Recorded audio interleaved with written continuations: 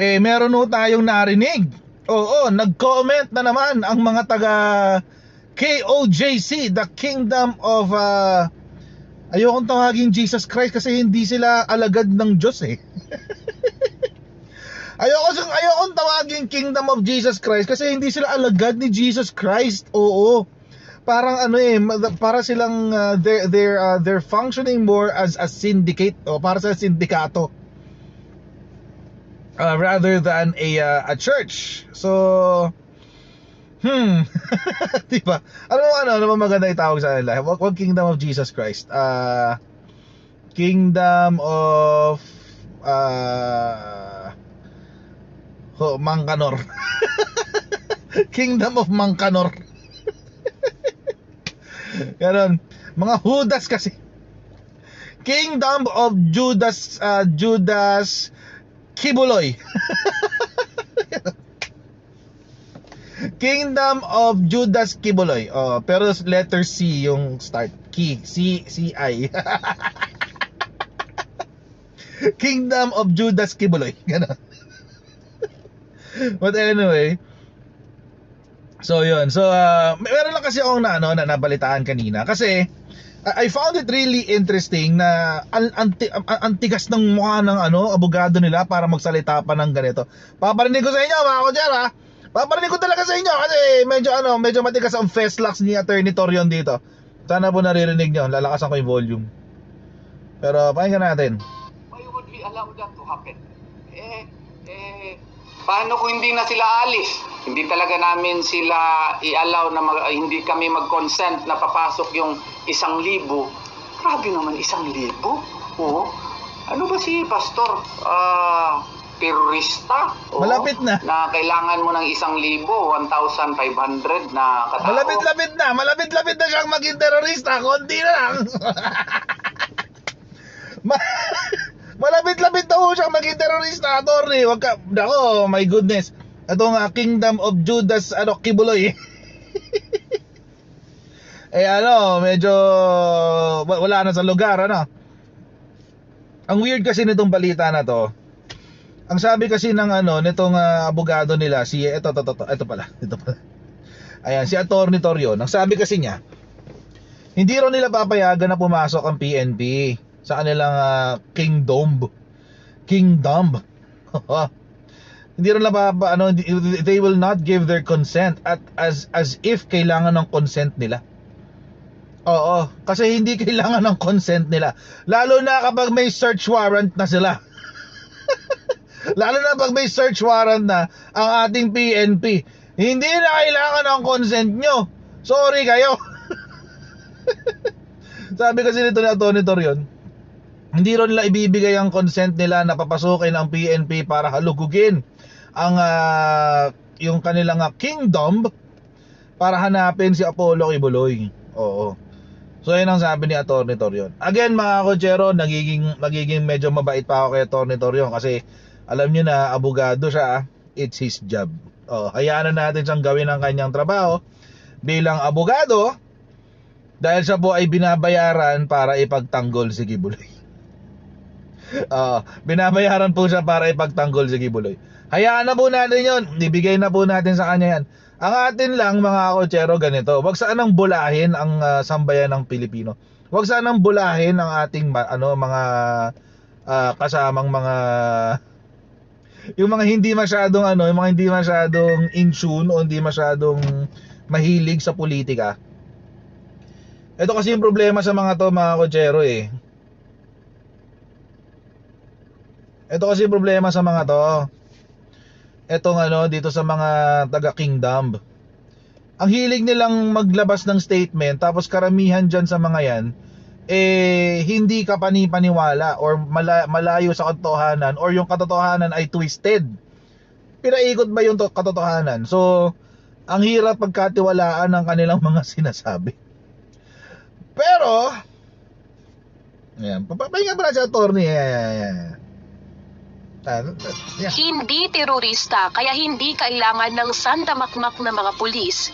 Ito ang maring tugon ng kampo ng Kingdom of Jesus Christ o KOJC sa hirit na inspeksyon ng Davao Police sa kanilang compound sa Buhangin, Davao City. para hanapin at hulihin ang puganteng si Apollo Kibuloy. Pugante! Kamakailan, sinabi ni Police Regional Office 11, Regional Director Police Brigadier General Nicolas Torre III na may impormasyon silang nagtatago lang sa loob ng 30 hektaryang compound si Kibuloy. Papasukin nyo kami at ipapahanap ko si Mr. Kibuloy dyan sa loob. Sige, mga tao ko naka-uniforme ng ganitong patrol shirt, unarmed. Pagbigyan nyo, hanapin natin si Mr. Kibuloy. Dala kayong aso. Kung ayaw nyong ibigay ng kusa at dinideny nyo. Because ako'y naniniwala na nandyan sa loob. Ayon sa abogado ng KOJC na si Attorney Israelito Torion, may tuturing itong harassment kaya hindi nila ito papayagan. Harassment, Iginiit rin ni Attorney Torion na hindi maaaring piliting sumuko ang kanyang kliyente sa kabila ng panawagan ng pulisya at iba pang opisyal ng pamahalaan. Can't require my clients to surrender. Who am I? I am just a glorified agent. I am a lawyer. And under the rules, I am mandated to protect their rights. It's not within our description of job responsibility to require our clients to surrender. Di naman aming desisyon yun eh.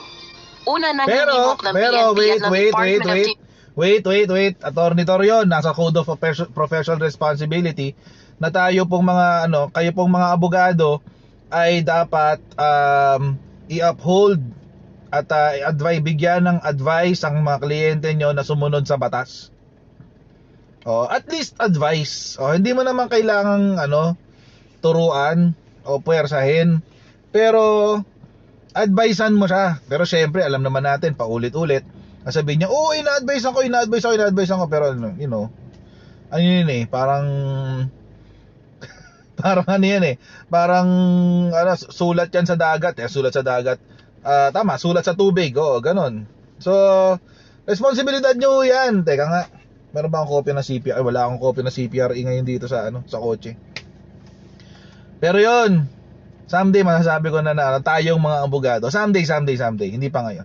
Pero someday yan. I mean, mga kotsero, hindi lang ho yun, kasama rin po sa Code of Professional Responsibility na ang mga abogado ay dapat ini-educate din ng ang mga civilian katulad natin sa tamang interpretasyon ng batas. Oo. Ang problema dito sa sa KOJC, mga kotsero, kada press con nila may mga may mga twist eh. Oo, binabali nila yung kung paano dapat iniintindi ang ating batas. Oo, may pagbaling nagaganap. Kaya nga tuwing press con yan, laging merong laging may sita eh. Sinisita sila ng mga kapwa nila abogado. Kasi nga ganun. Lagi silang merong twist. Laging merong pagbali sa interpretation ng kung paano dapat. For example, yung sa warrant of arrest. Di ba? Ang bawal is yung warrantless arrest. Yung ibig sabihin nun, yung wala ka talagang warrant at pwede ka lang mag-warrantless arrest kapag you're in hot pursuit. So yung agent of the state ay nakakita ng crime and it's ongoing and this agent is in hot pursuit. Doon pwedeng mag-warrantless arrest. Pero yung sinasabi nila na hinihingian pa nilang search warrant ang ating kapulisan, wala naman sa jurisprudence natin na ganun. Ang nakasulat din sa rules of court, basta may warrant, hindi naka-indicate kung search warrant o arrest warrant. Basta may warrant. Di ba? Yun yung pong ibig kong sabihin. So ngayon, tapos sasabihin itong mga taga KOJC, wala naman silang search warrant eh. Kaya bawal silang pumasok. May warrant of arrest eh. Di ba? That's one. Another is, ito buta na mention ni Attorney Gending Harry. Ni Attorney Gending Harry. Yung sa bounty, ang sinasabi nila, it is immoral, it is illegal, etc. Pero hindi naman sila nakakapag-cite ng isang jurisprudence or isang batas o kahit rules man lang, kahit sa implementing rules man lang, wala ho silang maipakita na ito na yung sinasabi nila is in fact immoral, illegal, and unethical. Wala eh. So ito po yung sinasabi ko na na kakulangan sa pag-e-educate sa ating mga civilian, sa ating mga mangmang, sa kung paano tumatakbo ang batas. At yung mga abogado po na katulad ni Atty. Torion, iniiba po ang interpretasyon nito sa kung saan papabor sa kanila. Kultong-kulto ang dating. Kultong-kulto talaga. So tulad niyan, sabi niya, hindi namin papapasukin ng PNP dito. Ang napakarami, 1,000. Bakit? Ano ba siya, terorista? Eh wait lang, ilan kayo nandyan sa loob? 3,000. Ilang ektarya yung iimbestigahan, yung gagalugadin. O basta either of the two. Ilang ektarya yung gagalugarin? 30 hectares. Tapos ang papupuntahin nyo lang dyan, 20? Yun ang ibig nating sabihin. Tapos ang gusto nyo, kailangan bago makapasok at makapag-search sa inyong property, kailangan may coordination at cooperation. What the hell? Mga kotsero, wala akong ganun, hindi uso yun. Ang kailangan lamang po sa pag-i-implement ng search warrant or kapag may hinahanap sa loob ng isang property, assisted, merong witness doon sa kung paano ginagawa yung search. Interior and Local Government, ang KOJC, na isuko na lang ang kanilang leader. May ipinakalat na ring wanted posters at nag-alok pa ng 10 milyong pabuya para sa ikauhuli ni Kibuloy. Samantala, plano naman ng KOJC na maghain ng reklamong libel laban sa dati nilang miyembro na si Arlene Stone. Kaugnay ito ng aligasyong namimigay umano ng suhol si Kibuloy sa ilang public official, kabilang na si NBI 11 Regional Director Attorney Arcelito Albao. Okay. We are contemplating of filing libel charges against her because she was insinuating that my client is also corrupt, that we are giving payouts to certain public officials with... Hindi ba? Hindi ba? Hindi ro. My client is also corrupt. Hindi ba? Patawa naman to si Attorney Torion. Attorney, patawa ka masyado. Oo. Pwede kang mag-comedy bar. Pwede kang mag-comedy bar. Oo. May kaso nga ongoing na ayaw nyong paharapin yung inyong leader. Oo. Ongoing yan, mga kotsero, yung kaso na yan. Flight risk nga Flight risk. Oo, flight risk. Tapos sabihin mo hindi corrupt. As if she's implying our leader is corrupt. Really? What? Corrupted in spirit. It is certainly not true. Una nang iginiit So ni you Albao say. na imposible ang paratang ni Stone dahil wala na ito sa Pilipinas nang maitalaga siya sa NBI Region 11 noong 2022. Itinanggi rin itong may nakukuha siyang pabor mula kay Kibuloy at sa KOJC, bagay na sinang-ayunan ni Attorney Torion. So it is very unfair for this Miss White to Miss White? Sino si Miss White? accuse Attorney Archie Albao that he is in effect corrupt, that he is receiving payouts. I was even ashamed. I did not give anything to Attorney Archie Albao. Itinanggi rin ni Attorney Torion ang aligasyong scripted ang inspeksyon ng NBI sa KOJC compound noong August 9. It was Siyempre, staged. blanket denial. Yun lang ang I gagawin don't yan. think so. There was a real search that was conducted. Si Kibuloy at 4 pa nitong kasamahan ay nahaharap sa warrant of arrest dahil sa kasong sexual abuse at qualified human trafficking. Hindi siya corrupt, guys. Laline Moreno, UNT. Hindi siya corrupt. Huwag kayong mag-alala. Hindi corrupt si Kibuloy, pero ang kaso niya ay qualified sexual abuse. By the way, mali pa nga yung sinabi ni ate. It's a qualified sexual abuse, dagdagan natin, of a minor. Hindi siya corrupt. Hindi siya corrupt. Pero yung kaso niya is qualified sexual abuse of a minor. Minor de edad, guys. Minor de edad ang kanyang hinala. Para akong ano doon Para akong si ano doon Si pangalan nun, si Inside Out, si Depression. Si Sadness pala, si Sadness. Anyway. Ayun nga. Qualified sexual abuse of a minor. Qualified sexual abuse of a minor. Hindi pa yun natapos hindi pa natapos doon. Meron pang human trafficking. Human trafficking. Wow, hindi siya corrupt. Hindi siya corrupt. Oo. Sige. Siya pa rin ang pinakamabait na nilalang sa buong Pilipinas. Oo. Ganon. Hindi siya korap. Huwag kayong maniniwalang korap siya. Hindi siya korap. Buisit, no? Ay, but anyway, natawa pa ako sa sinabi kanina ni Torny eh. Sabi ni Torny kanina, nung umpisa, sabi niya, pupunta raw ang kapulisan sa kanilang lugar, 1,000. Bakit daw 1,000? Paano pag hindi na raw sila umalis doon? Ah, camping? Camping yarn? Alam niyo mga kotsero, bakit justified? Bakit justified ang 1,000? Kasi ito ang 1,000 na police officers na pupunta doon.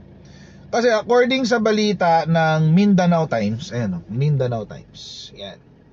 Ang title, hindi siya nagpapakita. Pero ang title ay NBI searches unfinished Kingdom finds no trace of Kibuloy. Ito yung title ha. Anong sinabi dito? Sabi, nagsalita si Brigadier General Nicolas Torre. Ang sinabi niya, the indicators and informants are telling us he's just inside. Nasa loob lang daw siya ng Kingdom. Bakit hindi? Ba't ka paalis ng Kingdom? Napakalaki nun. Napakahirap hanapin niya dun sa Kingdom. Anyway. Tapos, that's why he's being watched over by his followers. So, yung mga followers, mga tagasunod niya mismo, yung mga missionaries niya, sila mismo yung umaasikaso sa kanya. Aiding and abetting yan actually. But anyway, Torres detailed, ito pala.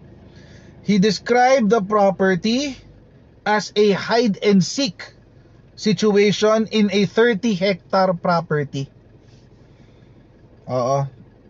30 hectares ang property. Nakasulat din dito, Torre revealed an estimated 3,000 people were within the compound, possibly guarding Kibuloy. 3,000? Tapos ang papapasukin nyo dyan, 20, 30? Ano yun? 30 hectares, tig 1 hectare kada pulis sa 30 tao. 30 hectares, men. Even if meron kang 1,000 tao kahit na meron kang 1,000 tao mga kotsero, mahirap pa rin yun Di ba? Diyos ko. Tapos ang NBI pupunta doon, iilan lang sila, 20, 10, 20, 30. Sasabihin nila, nag-search kami. Paano kayo nag-search? Pumasok lang kayo sa loob, hindi kayo nakapag-search. Ang laki-laki nun. Di ba? O halimbawa, kung hatiin mo yung 30 hectares, let's say into sectors. Sector 1, Sector 2, Sector 3. Ang NBI nasa Sector 1. Siyempre, naipag-coordinate Naipag-coordinate ang NBI. Anong gagawin ng mga tao ni Kibuloy? Ang Sector 1 nandito, andyan ang NBI. Si Kibuloy, ilipat natin sa Sector 2. Tago natin dyan. Lumilipat na yung NBI sa Sector 2. Lipat na sa Sector 3. Hide and seek talaga. Lokohan yun. Kung pwede lang durugin yung Kingdom para wala siyang taguan Talo talaga yung kapulisan natin dito. Tapos mag-iinarte ang SMNI, sasabihin inaabuso yung karapatan nila. As if ang pinasok 150 square meters na bahay.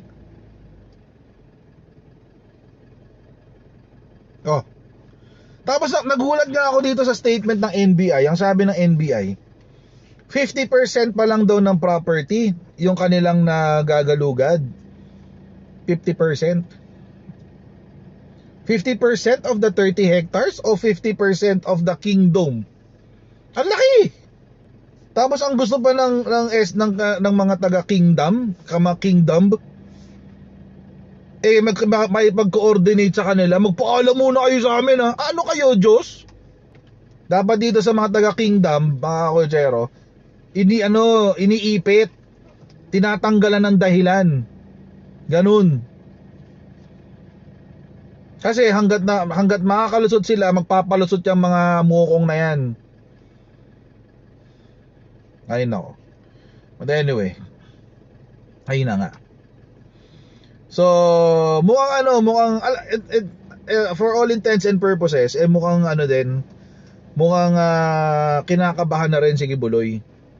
Kasi sunod-sunod na halos yung kanyang mga pa-presscon Every week may pa-presscon, guys So parang nakikipagbakbakan siya ngayon sa mind conditioning. Oo. So I don't know kung paano mangyayari dyan. One way, possibly, mga kotsero, total naman, naka-freeze na yung mga accounts niya, naka-freeze na rin yung, naka-amlock na yung property. Probably, pwede magkaroon ng civil forfeiture doon sa property. Kunin ng gobyerno yung property, paalisin yung mga tao sa loob, saka siya hanapin. Probably lang naman. I'm not sure of the legality of that. Pero or how they're going to do it for that matter. Naisip ko lang naman kasi nagawa nila yun sa mga Marcoses before, di ba? Kinuha yung mga ari-arian kahit walang dahilan, kinuha yung mga ari-arian, tapos pinaalis yung mga occupants, tapos hinold, di ba? That's one way they can do it, but I'm not that lang yun kumbaga out of the blue ko lang naisip. Hindi ko pa napag-aaralan yung legality of it or the constitutionality of it. So I don't know yet. So but kung posible, di ba, why not? If it's possible, kasi hanggat may tataguan si Kibuloy, magtatago yan. And kapag hindi na-aresto si Kibuloy, he is the best example of a powerful, influential person evading justice because of a failure of our police and our justice system. Oo. Siya yung pinakamagandang halimbawa ng kapalpakan ng ating hustisya, ng ating justice system. At least on the enforcement side. Oo. So I hope I hope mahuli siya. Oo. Kasi napakapangit na sistema no. Paano kapag Duterte na naman makaupo, lalabas siya ulit. No, mag-aasik na naman siya ng lagim niya. Buisit 'yun, men. Buisit 'yun, men. Oo. At gaano karami pang mga Kibuloy ang maglulutangan dahil nakalusot yung isa nakalusot yung isa So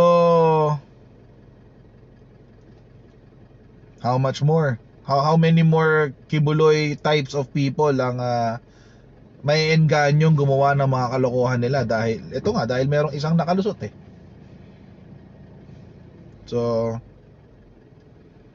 So there, you don't know. And I'll see all of you in the next live stream. God bless you and see you next time, guys. Bye.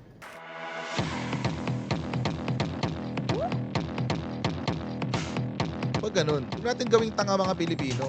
Mas maganda kasi nasa lugar ka ng tama kaysa yung pinipilit mo yung pagkakamali.